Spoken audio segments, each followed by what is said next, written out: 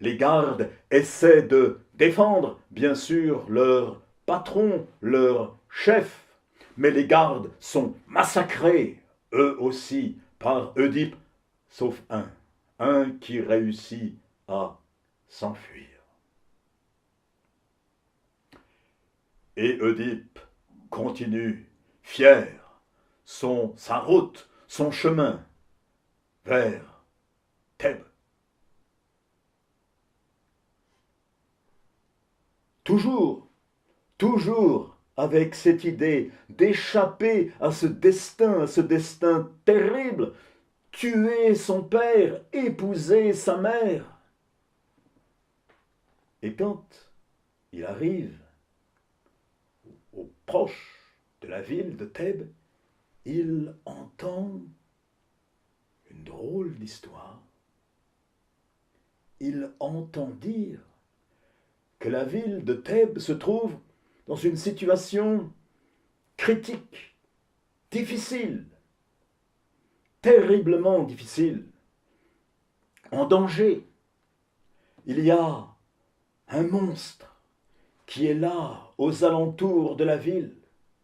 Un monstre qui est surtout à éviter le soir, la nuit, parce que ce monstre qu'on appelle le Sphinx, il pose des questions. Son habitude est de poser des questions aux voyageurs attardés. Et à celui qui ne peut résoudre ces questions, ces énigmes, eh bien, il le dévore. Et personne n'avait jamais pu résoudre ces énigmes. C'est ce qu'il entend. C'est ce qu'il entend, Oedipe, quand il vient là. Et il entend même, eh bien, que, oui, que le roi s'en est allé voir Apollon pour demander comment, à Delphes, pour demander comment venir à bout de ce monstre. Mais que le roi n'est pas revenu, qu'il vient d'être attaqué en chemin par des brigands, par une troupe de brigands, qu'il a trouvé là la mort. Et il entend bientôt dire que celui qui prend maintenant, eh bien, les rênes de la cité en main, le frère de la reine, il s'appelle Créon, a promulgué un édit disant que la personne thébaine ou étrangère qui pourrait, oui, qui pourrait délivrer la ville de ce sphinx, eh bien, il deviendrait roi de la cité, et en plus, il épouserait la reine Mérope. Oedipe entend cela. Et Oedipe pense surtout ne pas tuer mon père, surtout ne pas épouser ma mère. Je suis prêt à mourir plutôt que de cela. Donc, courons au danger, mourons, eh bien, s'il le faut, en rencontrant ce sphinx. Et il se porte donc volontaire pour aller le rencontrer, ce sphinx.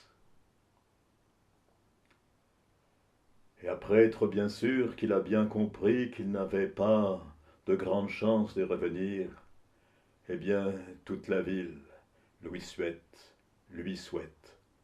bonne chance. Et Oedipe s'avance donc hors de la ville, attend l'obscurité pour y rencontrer ce terrible sphinx. Et effectivement, Oedipe rencontre le sphinx et il entend l'énigme, la question. Et la question, elle est bien connue. La question, nous l'avons entendue quand nous étions petits enfants.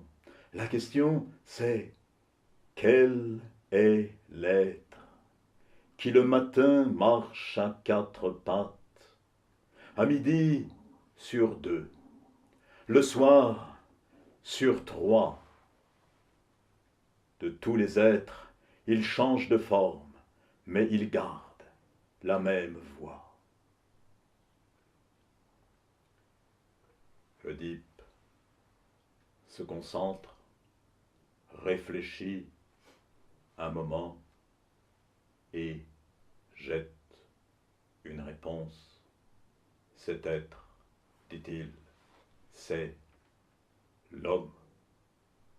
L'homme qui le matin, eh bien, petit bébé, rampe sur le sol à quatre pattes.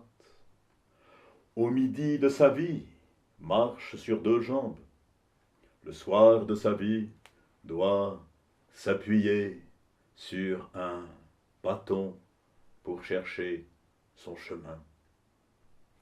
Et le sphinx, entendant cette réponse, se précipite alors dans l'abîme.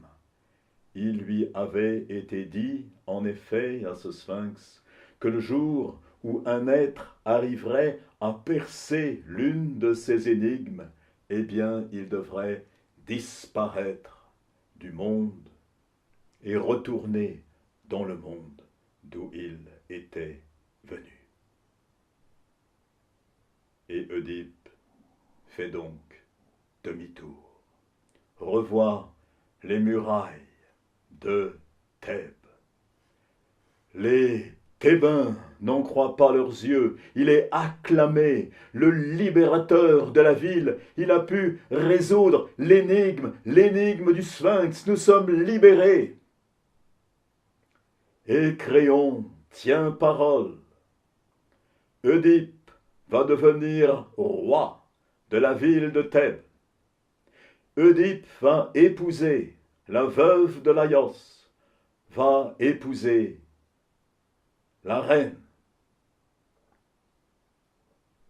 Jocaste. Oedipe épouse Jocaste.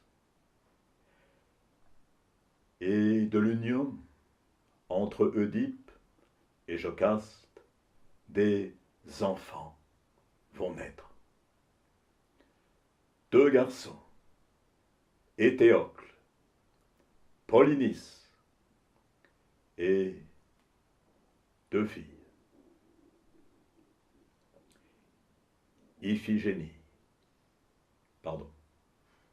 Antigone et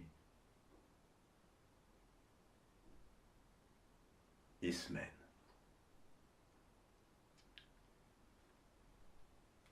Tout se passe bien. Oedipe est aimé par la population, par ses administrés, par son peuple. On le célèbre parce que, surtout, il est incorruptible.